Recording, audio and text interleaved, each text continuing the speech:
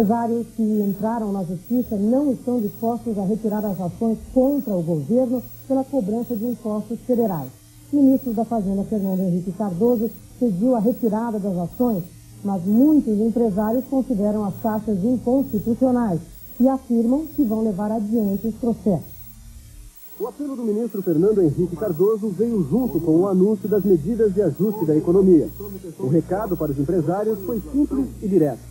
O Brasil precisa de um habeas corpus, um crédito de confiança deles. Fernando Henrique espera que os empresários desistam das ações contra a cobrança de impostos. A preocupação do ministro Fernando Henrique Cardoso é procedente. Estima-se que hoje o governo tem 10 bilhões de dólares em impostos retidos na justiça. E todos os dias, milhares de novas ações dão entrada nos tribunais federais do país.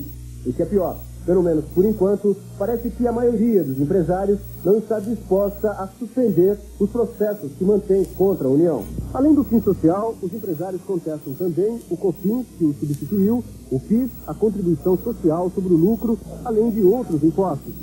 São Paulo responde por quase metade de todas as ações. No ano passado, foram julgadas perto de 100 mil ações. Em 80% delas, o governo perdeu. O presidente do Tribunal Regional Federal de São Paulo disse que o que é possível vem sendo feito. Quanto ao pedido de suspensão das ações, Américo Lacombe não concorda. O empresário considera a exigência ilegal, ele não tem o direito de reclamar, não. Ele tem o dever de ir à justiça e reclamar.